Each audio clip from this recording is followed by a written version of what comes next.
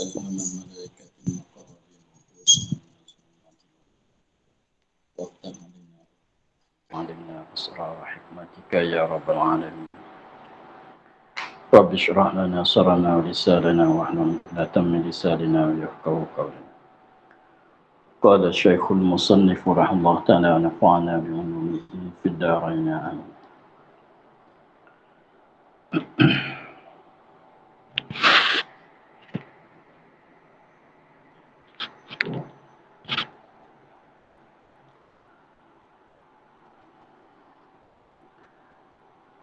Dan bersabda Rasulullah sallallahu alaihi wasallam bahwasa di dalam neraka itu satu wadi, dikatakan baginya lam-lam.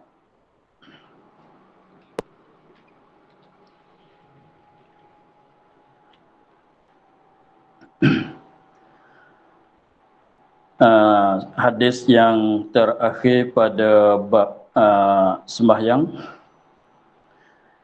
Dan bersabda Rasulullah sallallahu alaihi wasallam bahwasa di dalam neraka itu satu wadi.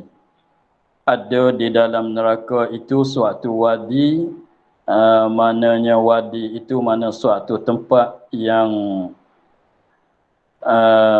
ada di antara dua bukit.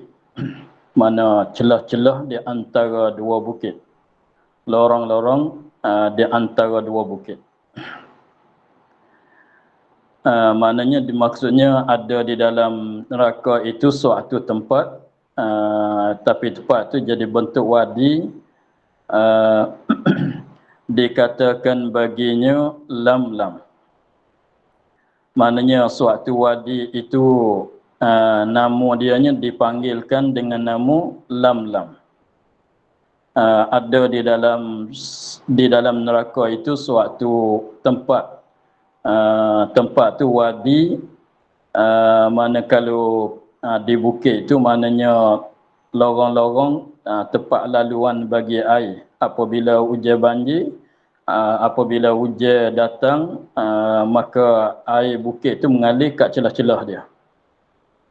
Maka itu dikatakan wadi, anak sungai atau carak. Ada suatu wadi nama dianya lam-lam, dipanggilkan wadi itu dengan nama lam-lam. Ada padanya pada wadi itu beberapa banyak ular. Ada beberapa banyak ular pada wadi itu. Tiap-tiap satu ular umpama tengkuk jamal panjangnya. Ada. Tiap-tiap satu ular, setiap-tiap seekor ular itu umpama besar kecil dianya umpama tengkuk jamal. Maknanya besar kecil dianya sama besar dengan leher unta. Jamal tu unta jantan. Unta jantan dia panggil jamal. Kalau naqah unta betina, kalau ibil itu semata-mata unta, tak kira jantan artinya betina. Kalau kata ibil tak kira jantan tak kira betina panggil ibil. Panggil ibil unta juga kita panggil bahasa kita. Tapi kalau unta betina panggil naqah. Kalau unta jantan panggil jamal. Jadi setiap seekor ular yang ada pada wadi itu besar dianya lebih kurang leher unta jantan. Panjangnya perjalanan sebulan. Panjang tubuh dianya. Tadi besar dia tu sama besar dengan leher unta. Apa tu panjang tubuh dianya perjalanan sebulan. Kalau kita berjalan daripada ekor dia nak boleh sampai kepala tu guna masa sebulan. Itu panjang dia. Menyengat ia akan yang meninggalkan sembahyang. Kerja dianya, tugasan dianya, kerjaan dianya ialah menyengat ia akan orang yang meninggalkan sembahyang pada demikian itu wadi. Apabila orang yang tidak sembahyang masuk dalam syurga, masuk dalam neraka, duduk dalam itu wadi, maka orang itu akan disengat oleh ular yang besar begitu tadi. Maka apabila disengat oleh ular tadi, digigit, disengat oleh ular, maka bisa dianya macam mana? Maka maka jadi menggelegaklah bisanya di dalam jasadnya. Maka apabila dia gigit, apabila dia menyengat, maka bisa dia tu masuk dalam badan ahli neraka yang meninggal sembahyang di wadi itu. Maka bisa dia tu menggelegak, dia katanya maka jadi menggelegaklah bisanya, bisa ular di dalam jasadnya, jasad yang meninggal sembahyang 70 tahun. Nak bolehkah jadi sembuh saat itu, guna masa, pakai masa 70 tahun barulah hingga. Barulah sembuh. Jadi maknanya selama masa 70 tahun tu bisa ular itu tergelegak di dalam tubuh badan bagi orang yang ada di wadi itu kerana sengat bisa ular dia. Kemudian apabila 70 tahun tu kemudian gugurlah dagingnya. Bisa dia tu menyebabkan jadi daging dia tu jadi gugur.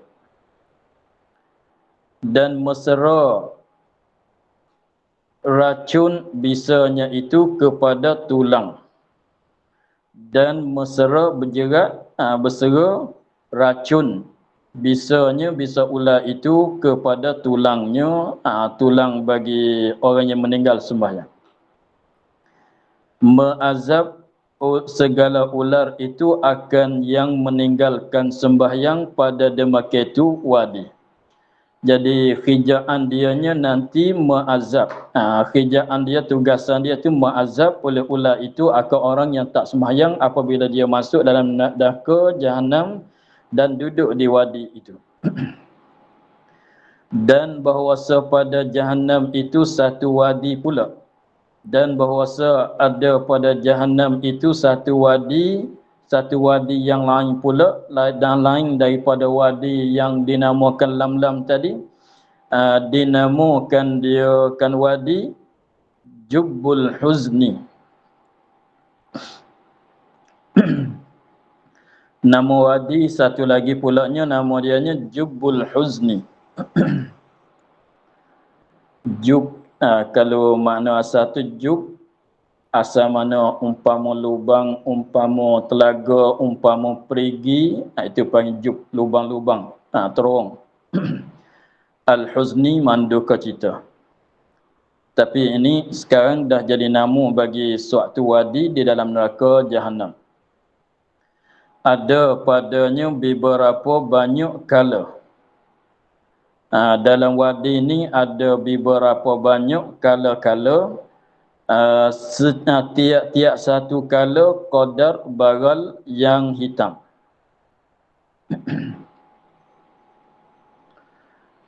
Seekor kala tu besar mana dia? Dia katanya tiap-tiap satu kala besar kecil dianya qadar baral yang hitam. Baral itu apa dia? Peranakan di antara kuda dan keldai. Peranakan di antara kuda dan keldai dipanggil baral. Jadi besar kecil dianya lebih kurang dengan sama besar dengan baral, binatang baral. Binatang baral tu ialah binatang yang peranakan di antara kuda dan himar. Himar artinya kita panggil keldai. Baral yang hitam, bulu dia hitam. Seekor-seekor kala tu sama besar dengan baral. Baginya 70 sengat. Bagi tiap-tiap satu kala 70 sengat. Ada 70 sengat. Biasanya kala tu sengat dia di mana? Di belakang dia. Di hujung bagi ekor dia. Tetapi seekor-seekor kala di sini tu ada 70 sengat. Kala pada dunia ini seekor kala satu sengat saja.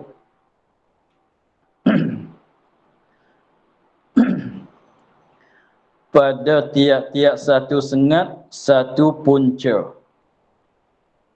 Pada tiap-tiap satu sengat satu punca. Punca tu maknanya macam jarum dia.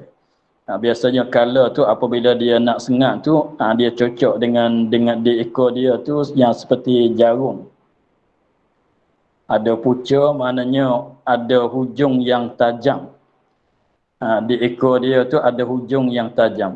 Jadi satu-satu sengat tu ada satu punca, maka daripada punca itulah keluar bisa-bisanya. Satu punca daripada bisa. Memukul ia, makna dia sengatlah. Memukul ia akan yang meninggal sembahyang. Sebab dia tu cocok dengan sengat dia tu. Dia pukul, dia cocok. Dengan sengat dia tu akan orang yang meninggal sembahyang. Satu pukul, satu kali sengat, maka dicurahkan bisanya pada jasadnya. Apabila dia sengat tu, dia curahkan, memasukkan bisa ke dalam jasad tubuh badan bagi orang yang meninggalkan sembahyang. Jadi dia cocok, lepas tu lepaskan bisa masuk seperti kita cocok ubatan tu lah. Selepas pada cocok, lepas ubat masuk dalam jasad badan. Maka apabila masuk jasad, masuk bisa dalam jasadnya, maka mendapat ia akan panas bisanya 1000 tahun. Maka mendapat ia yang meninggal sembahyang, maka terasa dia dapat rasa panas. Apabila kena sengat di gala tadi tu, orang sembahyang itu ia akan dapat rasa panas bisa kala itu selama 1000 tahun. Sekali sengat rasa panas dengan sebab masuk bisa kala tu 1000 tahun. Cukup 1000 tahun, kemudian cukup apabila cukup 1000 tahun, gugurlah segala dagingnya. Daging-daging dia tu gugur. Maka dalam kali gugur pun tak mati. Dan mengalir daripada farajnya, faraj yang meninggal sembahyang, kemaluan dia. Keluar daripada kemaluannya, kemaluan bagi orang yang meninggal sembahyang yang kena sengat di kala itu oleh danur, air danur. Dan dicolek dan dijilatkan dia oleh ahli neraka. Maka air danur itu dicolek, dicolek, dicicah, dicolek dan dijilatkan dia oleh ahli neraka. Jadi makanan ahli neraka pula. Memanglah bukan sedap pun. Itulah sebagai menakuti datang meninggalkan sembahyang. Maka kemudian doa daripada musannif, kami minta berlindung dengan Allah daripada azabin nar dan daripada ghadab Tuhan yang jabbar. Kita semua mudah-mudahan dapat lindungan daripada Allah Ta'ala, dapat lindungan dengan Allah Ta'ala daripada azabin nar, azab api neraka, dan daripada ghadab, mana kemurkaan Tuhan yang jabbar, yang sangat mengerasi akan hamba yang maksiat, yang deraka. Amin, amin, amin. Maka di situ dah tamat kita bab sembahyang, daripada menggemarkan targhib, menggemarkan sembahyang dan diikuti dengan tarhib, menggerunkan di atas meninggalkan sembahyang. Maka sekarang kita masuk pula di dalam bab puasa pula. Maka dalam bab ni ada dua bahagian seperti bab solat, ialah satunya menggemarkan di atas puasa, yang keduanya menakuti atas meninggalkan puasa. Maka kata musannif, al-babus tsani fi fadli shaumi wa fadli syahri ramadhana wa fadli lailatul qadri. Al-babus tsani, bab yang bermula bab yang kedua, terjemahan dia. Bermula bab yang kedua pada menyatakan kelebihan puasa dan kelebihan bulan Ramadan dan kelebihan malam Lailatul Qadr. Jadi bab yang kedua akan menyentuh kelebihan puasa dan kelebihan malam Lailatul Qadar dan kelebihan bulan Ramadan. Firman Allah Ta'ala, Ya ayyuhalladzina amanu kutiba alaikumus siyamu kama kutiba alal ladzina min qablikum la'allakum tattaqun. Ya ayyuhalladzina amanu kutiba alaikumus siyamu kama kutiba alal ladzina min qablikum la'allakum tattaqun. Jadi satu perhatian kita, cuba kita tengok dalam ayat yang katanya kutiba alaikumus siyam. Kutiba alaikumus siyam. Siyam makna puasa. Adapun diterjemah dia al-babusani fi fadlis saumi. Dia kata saumi, makna puasa juga. Maka dua-dua tu jadi maknanya bahasa Arab boleh guna dengan saum, boleh guna dengan siam. Untuk nak beri faham makna puasa itu diguna dengan saum ataunya siam. Itu panggil ada dua luah, dua lahjah, dua cakapan. Maksudnya sama. Daripada asal yang sama, cumanya nak kata siam pun boleh, nak panggil saum pun boleh. Dalam ayat dia katanya kutiba alaikumus siyam. Dalam setengah hadis dia katanya dia guna saum. Tengok terjemahan dia, artinya, arti firman Allah Ta'ala, hei segala mereka yang beriman sekalian, hei segala mereka yang beriman sekalian. Di sini panggil seruan daripada Allah Ta'ala kepada orang-orang yang beriman. Jadi di sini Allah Ta'ala menentukan seruan dia dengan orang yang, dengan manusia yang beriman saja. Allah Ta'ala menentukan seruan dia kepada orang-orang yang daripada manusia yang beriman saja. Maknanya Allah Ta'ala tidak menyeru kepada keseluruhan manusia, tidak. Padahalnya kalau kita kira orang kafir pun orang yang mukallaf juga. Orang kafir sekiranya kalau mereka tu berakal, baligh, berakal, maka mereka pun yang mukallaf juga. Ditutukan akan mereka akan berpuasa juga. Dengan sebab ditutup itulah disiksakan orang kafir di dalam neraka atas kesalahan tidak berpuasa. Tetapi kalau tilaknya setiap-tiap orang mukallaf, walaupun dia orang mukmin, walaupun dia tu orang kafir, ditutupkan dengan ibadat puasa Ramadan kesemuanya. Tetapi kenapa Allah Ta'ala di sini menyuruh kepada orang mukmin untuk nak memfardukan puasa? Tidak menyuruh keseluruhan manusia dengan kata ya ayyuhan nasu kutiba alaikumus siyam, tidak. Disuruh kepada orang mukmin. Hikmatnya ialah Allah Ta'ala apabila dia nak suruh dengan apa-apa perbuatan, dengan mana-mana amalan, dia menyuruh kepada orang mukmin. Sebab orang mukminlah orang yang sentiasa taat akan Allah pada apa yang disuruhnya. Adapun orang kafir tak kena panggil dia, tak kena suruh dia untuk nak suruh buat tu buat ni, sebab dianya tidak taat kepada Allah. Sebab dia tidak ada dalam kesediaan untuk nak taat kepada Allah. Sebab mereka tak beriman, tidak beriman dengan Allah, kufur dengan Allah. Tetapi orang mukmin, orang yang beriman dengan Allah, orang yang percaya dengan Allah Ta'ala, maka sepatutlah dia tu, orang mukmin itu di dalam keadaan, di dalam kesediaan untuk nak menunaikan apa yang diperintah, yang disuruh oleh Allah Subhanahu wa Ta'ala. Sebab itulah hikmat Allah Ta'ala katanya ya ayyuhalladzina amanu, wahai orang-orang yang beriman, dituju kepada orang mukmin. Sebabnya orang mukmin itu dalam kesediaan untuk nak tunaikan apa yang diperintah di atas mereka.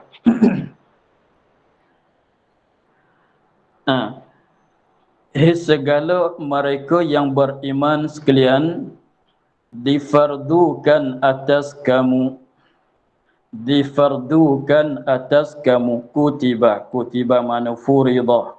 Sebab tu ditafsir katanya furidah, difardukan atas kamu. Mana kutiba, mana furidah, difardukan, diwajibkan di atas kamu akan puasa. Difardukan di atas kamu akan puasa. Seperti kama kutiba 'alal ladzina min qablikum. Seperti difardukan puasa atas segala mereka yang dahulu. Di atas umat-umat yang dahulu. Di atas nabi-nabi dan umat-umat yang dahulu daripada Nabi Muhammad, dulu daripada umat Nabi Muhammad sallallahu alaihi wasallam. Jadi di sini Allah Taala katanya seperti memberi faham mana ada keserupaan. Maknanya umat-umat dulu memberi faham bahawasanya umat-umat dulu pun diperintah, diwajibkan puasa juga. Diperintahkan akan umat-umat dulu, nabi-nabi dulu, tapi bukan semualah, setengah-setengah seperti orang Yahudi, orang Nasrani, umat Nabi Musa, umat Nabi Isa ada diperintahkan puasa. Maka lalu tu apabila umat-umat dulu pun ada diperintahkan puasa, sebab tu Allah Taala katanya kama kutiba 'alal ladzina min qablikum.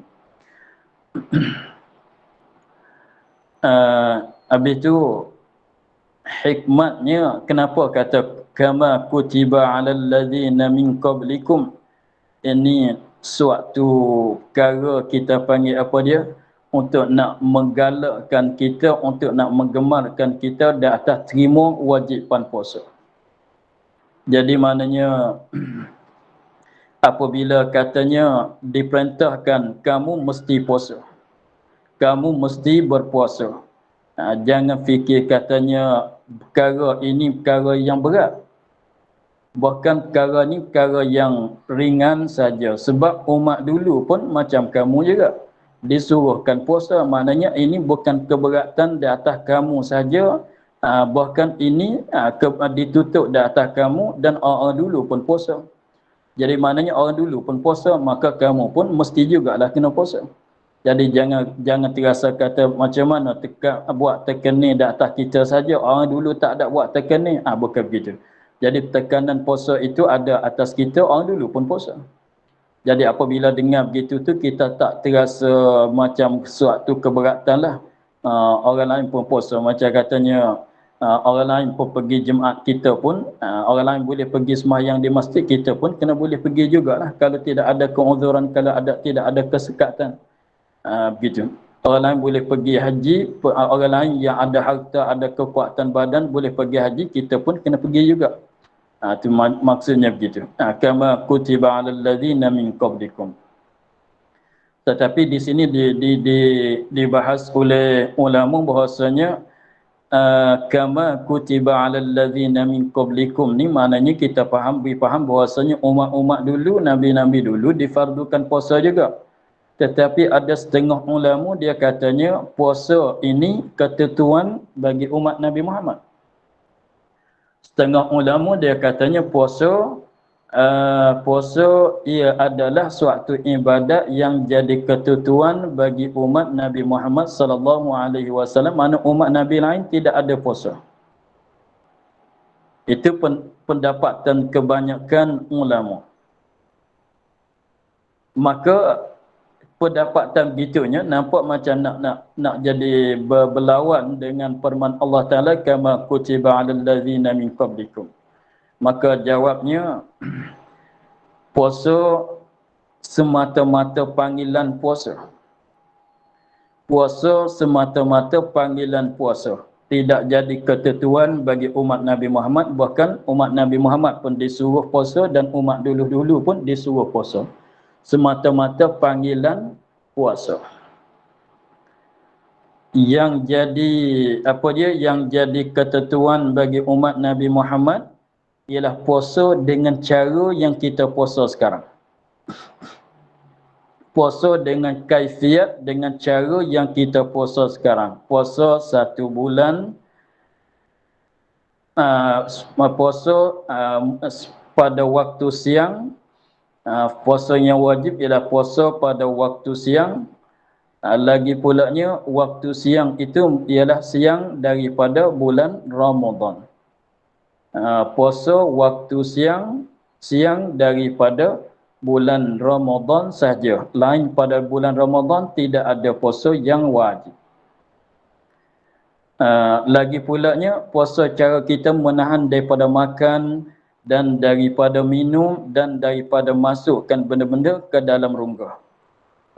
Itu puasa cara kita. Maka puasa cara beginilah jadi ketentuan bagi umat Nabi Muhammad. Samalah katanya sembahyang, umat dulu pun sembahyang juga.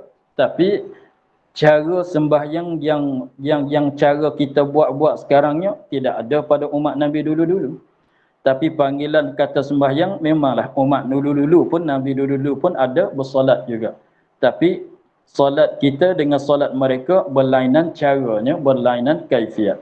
Bolehlah kita katanya sembahyang dengan secara kita buat sekarangnya adalah ketentuan bagi umat Nabi Muhammad sallallahu alaihi wasallam. Begitu juga puasa dengan cara puasa yang kita dengan secara puasa fardu yang kita buat sekarangnya ialah puasa cara yang jadi ketentuan bagi umat Nabi Muhammad. Itu tak menafi bahawasanya umat Nabi dulu-dulu pun ada puasa juga, tapi mereka puasa cara mereka. Ada cara lain-lain. Maka di sini Allah Taala katanya seperti umat dulu difardukan puasa, mana semata-mata panggilan kata puasa. Seperti disebut dalam cerita Maryam, inni nazartu inni nazartu lirrahmani sawmah. Dia kena puasa situ ialah meninggal daripada cakap saja. Inni nazartu lirrahmani sawmah. Saum di situ mana meninggal daripada cakap saja. Itu satu bagai puasa. Itu satu cara panggil puasa juga, meninggal daripada cakap. Adapun puasa kita cakap boleh. Yang cakap tak bolehnya ialah puasa dalam sembahyang. Apa maknanya sembahyang tu lah? Tak boleh bercakap. Habis tu kemudian katanya la'allakum tattaqun. Mudahan-mudahan takut kamu akan Allah Ta'ala. Mudah-mudahan takut kamu akan Allah. Apabila disuruh akan kamu itu puasa, mudah-mudahan kamu itu takut kepada Allah dengan maknanya menunaikan akan ibadat puasa. Mudah-mudahan kamu boleh menunaikan akan ibadat puasa itu kerana sifat ketakutan yang ada pada kita. La'allakum tattaqun. Maka di sini suatu faedah daripada puasanya ialah menghasilkan seorang itu jadi orang yang bertakwa. Orang yang berpuasa itu suatu perkara yang hasil daripada tetap dia datang ibadat puasa itu membawa kepada dia jadi orang yang bertakwa. Sebab Allah Ta'ala kata la'allakum tattaqun. Habis di situ. Dan bersabda Nabi sallallahu alaihi wasallam, as-siyamu junnatun hasinatun minan nari.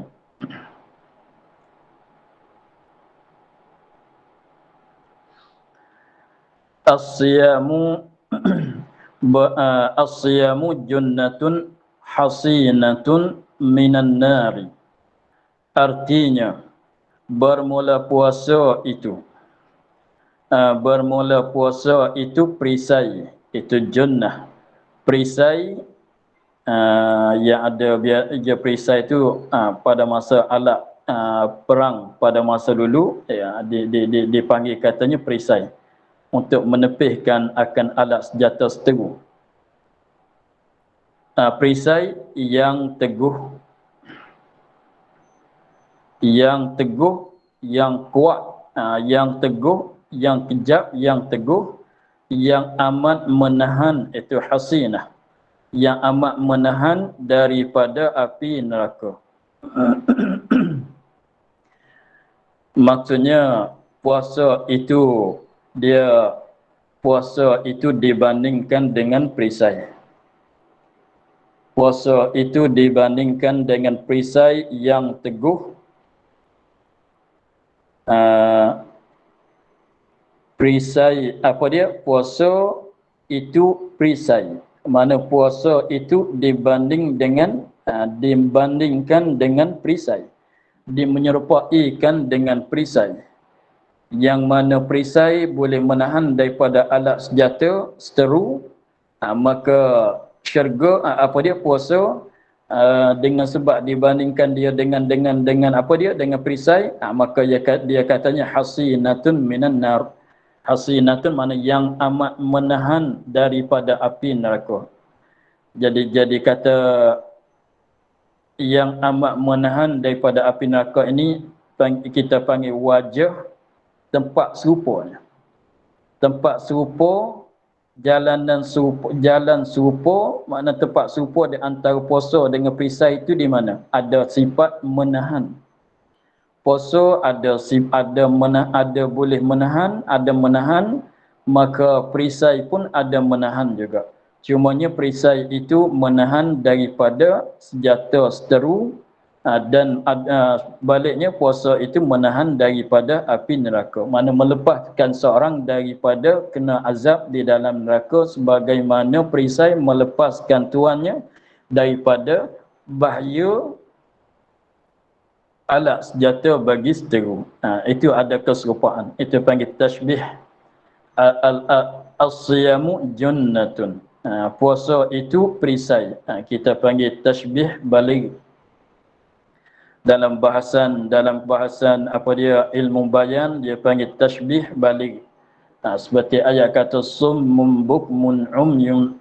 Summun bisu. Sumun orang-orang bisu. Maknanya bukan orang bisu betul-betul. Mana dia tu seperti orang bisu. Bukmun apa dia? Sumun apa dia? Tak dengar. Bukmun maknanya bisu. Mana mereka itu seperti orang bisu. Bukan orang bisu betul-betul. Seperti orang bisu. Itu tashbih baligh dia panggil dalam istilah ilmu bayan. Maka di sini nak bandingkan puasa itu seolah-olahnya perisai. Puasa itu seolah-olahnya perisai. Puasa itu dibanding seperti perisai. Dibanding pada pihak mana? Pihak boleh menahan. Perisai ada sifat menahan, di puasa pun ada sifat menahan. Tetapi menahan daripada api neraka kalau puasa. Menahan daripada alat senjata kalau perisai besi. Jadi tetapi maksudnya apabila seorang itu menunaikan ibadat puasa, maka lepaslah dia daripada masuk ke dalam neraka. Itulah. Maka melepaskan dia daripada masuk ke dalam neraka. Dengan sebab apa dia? Dengan sebab puasa ini dia boleh menegahkan daripada segala maksiat. Dengan sebab puasa ini dia boleh menegahkan daripada segala maksiat. Dia kita manusia ini biasanya maksiat yang berlaku daripada kita manusianya biasa daripada orang yang kuat.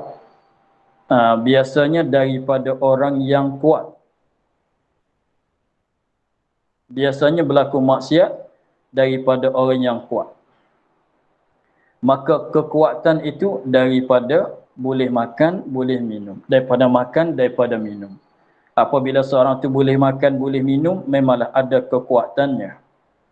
Tetapi apabila dia tak makan, tak minum, tidak ada kekuatan.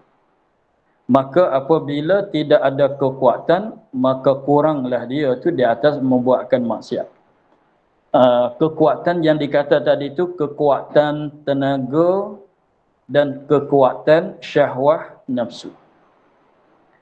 Kekuatan yang dikata tadi itu apabila kita puasa, maka kekuatan tu dia kurang.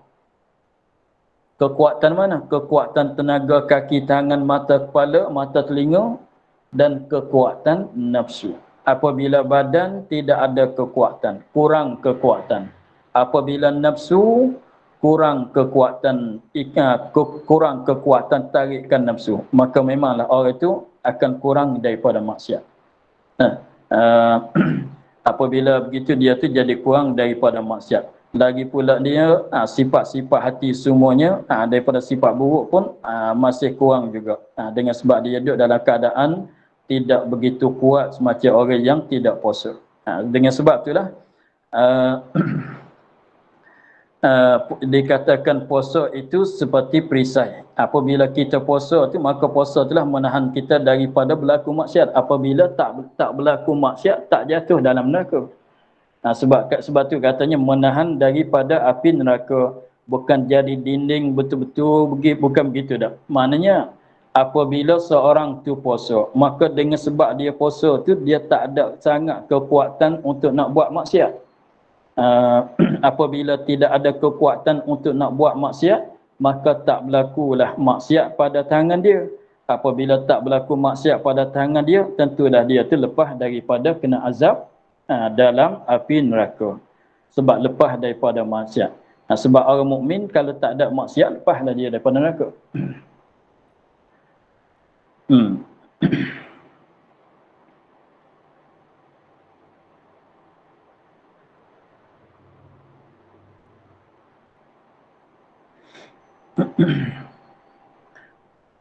Dan juganya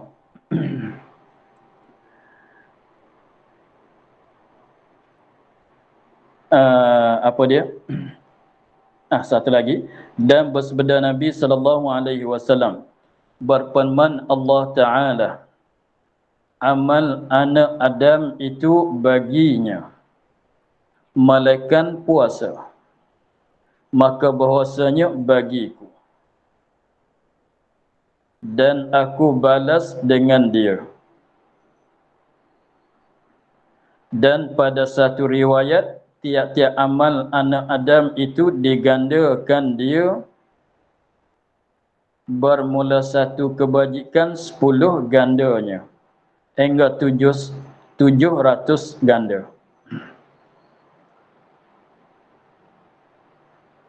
Firman Allah Ta'ala, malaikat puasa, maka bahwasanya bagiku dan aku balas dengan dia.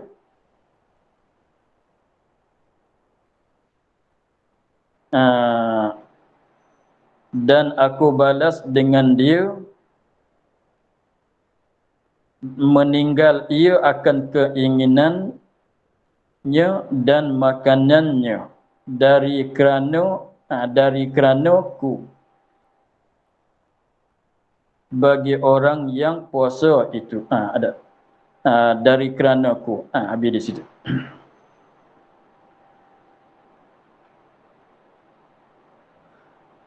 Dan bersabda Nabi SAW berfirman Allah Ta'ala. Kalau datang begini, kita ingat bahasanya ini panggil hadis qudsi. Jadi Nabi, apabila Nabi kata, apabila datanglah hadis, sebutlah hadis, firman Allah Ta'ala, qala Allah Ta'ala. Maknanya hadis qudsi, mana Nabi cerita perkataan Tuhan. Nabi cerita perkataan Tuhan. Dia tetapi bukan Al-Quran. Bukan dia Al-Quran. Dia hadis kursi, dia menengahi di antara Quran dan hadis. Dia ingat begini. Untuk satu maklumat, untuk satu pengetahuan, wahyu yang didatang oleh Jibril kepada Nabi SAW ada 3 bagai. Wahyu yang didatang oleh Jibril daripada Allah Ta'ala kepada Nabi Muhammad SAW ada 3 bagai. Satu bagai namanya Quran. Satu bagai namanya hadis qudsi. Dan satu bagainya apa dia? Kita panggil hadis biasa. Hadis Nabi, sunnah Nabi. Itu dikatakan, itu pun daripada wahyu. Quran daripada wahyu Allah, hadis qudsi pun daripada wahyu Allah, Dan apa dia hadis Nabi, hadisnya kita panggil belajar hadis-hadis itulah. Hadis Nabi innamal a'malu binniyat lagi banyak lagi tu. Itu hadis itu pun wahyu daripada Allah Subhanahu wa taala. Tetapi dia kalau nak jadi hadis tu maknanya Allah Taala turun wahyu diturun kepada Nabi Muhammad dengan pengertian, dengan makna saja. Bukan dengan lafaz, dengan perkataan. Bukan dengan lafaz, bukan dengan perkataan, dengan makna saja, dengan maksud saja. Maka ayat, perkataan, susunan perkataan Nabi kata sendiri. Contohnya kalau kata hadis innamal a'malu binniyat, jadi maksudnya Jibril, kalau kita nak banding, salah kata Jibril turun beritahu pada Nabi Muhammad, katanya wahai Muhammad, memberitahulah kepada umat kamu bahawasanya amalan itu mesti kena niat. Muradnya, maksudnya begitu, kena menyampainya begitu. Tetapi perkataan yang Nabi Muhammad hendak guna buat kata itu, Nabi Muhammad fikir sendiri, susun sendiri. Fikir sendiri, susun sendiri. Tapi maksud kena menyampainya begini. Lepas tu Nabi Muhammad nak kata macam mana tu, itu serah kat dia. Maka susunan ayat, susunan lafaz perkataan tu Nabi buat sendiri. Dan satu laginya diturunkan dengan perkataan Allah. Diturunkan dengan bentuk perkataan Allah. Tetapi tidak disuruh masuk, himpun masuk di dalam Al-Quran. Maknanya perfirman Allah Ta'ala juga. Tetapi kalau kita baca tak dapat pahala satu haraf 10 pahala. Jadi maknanya perkataan, firman Allah Ta'ala, perkataan Allah Ta'ala juga. Tetapi tak panggil kata Quran, tak tulis masuk di dalam mishaf Quran. Kalau kita baca boleh pahala baca hadis je lah. Tetapi tak boleh pahala satu haraf 10 pahala, satu haraf 10 pahala. Bukan begitu dah. Itu dikatakan ayat kursi, hadis kursi. Dan satu laginya wahyu dikatakan Al-Quran, turun dengan lafaz dan makna. Jadi salah kata Jibril turun, Muhammad kau kena kata begini, kena kata Alhamdulillahi Rabbil Alamin Ar-Rahmanir Rahim. Mesti kena kata begini. Nak ubah jadi sirah lain, jadi perkataan lain tak boleh walaupun makna sama sekalipun. Ini hadis qudsi. Bersabda Nabi SAW berfirman Allah Ta'ala, Allahu Azza wa Jalla, amal anak Adam itu, amal anak Adam itu. Jadi setiap-tiap amalan yang diamalkan oleh manusia bagi anak Adam, amalan kita dibahasakan kepada kita. Kita sembahyang, maknanya apabila kita sembahyang, panggilnya kita sembahyang, pahala pun dapat ke kita lah. Jadi maknanya apabila kita mengerjakan tunai zakat, apabila kita membayarkan zakat, maka jadi dipanggil zakat itu perbuatan kita. Apabila kita sembahyang dipanggil katanya sembahyang itu perbuatan kita. Itu maknanya setiap-tiap amalan manusia itu bagi manusia. Maknanya dibangsa kepada manusia. Disandar kepada manusia. Kita sembahyang panggil sembahyang kita. Kita buat haji panggil haji kita. Kita keluar zakat panggil zakat kita. Itu maknanya kita sembahyang panggilnya sembahyang kita. Allah Ta'ala lah yang memberi pahala tapi panggil sembahyang kita. Kita keluar zakat maknanya kalau ikhlas memanglah dapat pahala tetapi dipanggil kata sembahyang. Apa dia? Zakat kita, sembahyang kita, haji kita, umrah kita, sedekah kita, begitu dipanggil. Malaikat puasa, malaikat amalan puasa, ni tak kira puasa Ramadan ataunya puasa sunat-sunat, masuk ke semua. Malaikat puasa, puasa wajib ataunya puasa sunat, kedua-dualah. Maka bahwasanya bagi Allah Subhanahu wa taala. Maknanya apa maksudnya? Bagi Allah, bukan untuk Allah, bukan kita puasa kerana untuk Allah. Bukan begitu, maknanya bukan kata bagiku tu makna ikhlas kepada aku, bukan maksud begitu tak. Dengan maknanya dibasa kepada Tuhan. Jadi kita puasa, tetapi apabila panggil puasa siapa? Puasa Tuhan. Apa begitu? Kalau kita sembahyang dipanggil sembahyang kita. Kalau kita zakat dipanggil zakat kita. Itu dibasa kepada kita. Kalau kita mengerjakan haji umrah, haji kita, umrah kita. Jadi sandar ke kita. Tetapi apabila puasa, ini nak bagi nampak bahasanya lebih puasanya, melia puasanya. Maka puasa itu bagi Allah. Maknanya jadi panggil katanya puasa Allah. Siapa yang puasa siapa ni? Puasa Allah. Kita dalam puasanya, tetapi dipanggil puasa Allah. Dia maka itu dia panggil apa dia? Untuk nak memeliakan akan ibadat puasa sehingga dibasa kepada Tuhan. Dia ada satu perkataan, dia katanya al-idhafah ila syarif tasyrifun wa ta'zimun. Al-idhafatu ila syarifi tasyrifun wa ta'zimun. Mana bersandar kepada yang mulia untuk memuliakan dan untuk membesarkan. Musandarkan membasarkan kepada yang mulia untuk nak memuliakan, untuk nak membesarkan. Macam apa dia? Dia semua segala rumah-rumah tu milik Allah semua. Rumah kita duduk pun milik Allah kan. Walaupun tengok dalam senarai itu milik kita, tapi semuanya milik Allah pada wakilnya, pada hakikat, pada sebenarnya milik Allah. Tetapi Allah tak mengaku kata rumah dia. Tetapi yang ada dalam Masjidil Haram, dia kata rumah Allah, Baitullah. Kata begitu tak? Baitullah, masjid Baitullah. Masjid dia kata rumah Allah juga. Kaabah pun dipanggil apa dia? Baitullah, rumah Allah. Segala masjid pun panggil Al-Masjidu Baitullah. Masjid tu rumah Allah. Al-Ka'batu Baitullah.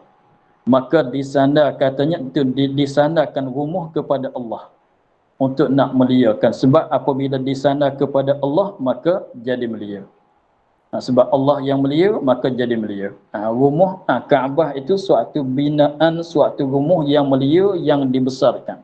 Suatu rumah yang dimuliakan, yang dibesarkan. Sebab apa?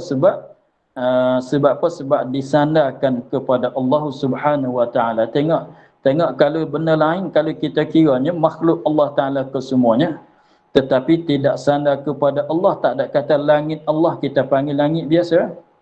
Itu apa langit? Ini apa kayu? Itu apa batu? Tak ada kata batu Allah, langit Allah, sungai Allah, pasir Allah. Tak ada panggil itu. Sebab apa? Sebab tidak nak tilik kepada melia dia.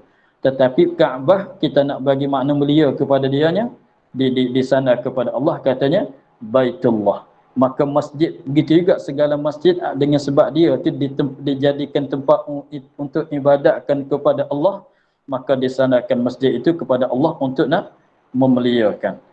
Jadi maknanya di sini pun macam itulah. Puasa ni puasa siapa? Puasa Allah. Kita lah yang puasanya. Tetapi apabila kita puasa sudah, dibasakan puasa itu kepada Allah.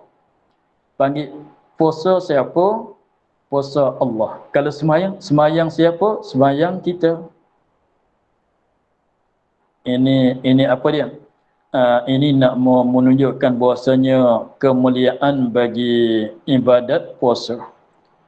Kemuliaan yang ada, kemuliaan di sisi Allah Ta'ala ada pada ibadat puasa. Sehingga Allah Ta'ala mengaku kata hak dia. Sehingga Allah Ta'ala mengaku katanya puasa yang dipuasa-puasa oleh kita ni hak dia. Bukan hak kita tidak. Adapun sembahyang, kita sembahyang, hak kita lah. Zakat yang kita zakat itu hak kita. Zakat saya, sembahyang saya. Adapun puasa yang saya puasa, puasa Allah. Macam ada setengah-setengah orang tu dia ada letak di depan kereta dia, diraja apa dia nak. Ini kereta diraja untuk katanya untuk nak dapat kemuliaan. Ada letak benda itu nak menunjuk katanya dimuliakan oleh raja-rajanya. Maka puasa yang kita ibadat, kita tunaikan puasa itu dibahasa kepada Allah kata puasa Tuhan. Bahwasanya maka malaikat puasa, maka bahwasanya bagiku dan aku balas dengan dia, dan Tuhanlah membalas dengan dia dengan puasa. Membalas baik, membalas dengan balasan baik dengan sebab dia tu puasa. Tapi nak cerita katanya puasa itu suatu ibadat yang mulia, yang lebih mulia daripada ibadat yang lain, sehingga Allah Taala mengaku katanya perbuatan dia. Tetapi mana ibadat yang lain Allah Taala tak mengaku kata ibadat dia, itu perbuatan dia. Itu untuk nak memuliakan. Itu maksud katanya setiap amalan anak Adam baginya mana dibahasa kepada dia, malaikat puasa dibahasa kepada Tuhan. Ini nak merupakan kemuliaan yang ada pada ibadat puasa. Maka untuk hari ini di sini sudah azan dah, sudah masuk zuhur. Maka kita akhir dengan kata dan satu riwayat. Maka riwayat yang ada ni pun makna sama dengan yang tadi juga. Kita berhenti di situlah. Dan satu riwayat tiap-tiap amal anak Adam itu digandakan dia. Wallahu a'lam. Alhamdulillahirabbil alamin. A'udzubillahi minasyaitonir rajim. Bismillahirrahmanirrahim. Alhamdulillahirabbil alamin. Wassalatu wassalamu ala asyrafil anbiya'i wal mursalin wa ala alihi wa sahbihi ajma'in. Amin. Allahumma aftah lana futuhal arifin wa nawwir qulubana min nurikal karim waj'alna khalisatan liwajhika. Allahumma inna nasta'dzinuka ma qara'nahu wa ma fasnahu wa ma sami'na fardad 'alaina wa tahti jalla subhana rabbika rabbil 'izzati amma yasifun. Amin ya Allah. Wa salamun 'alal mursalin walhamdulillahi rabbil alamin. Amin. Terima kasih Bapak. Terima kasih, Terima kasih Baba. Bapak. Terima kasih banyak. Assalamualaikum. Salam.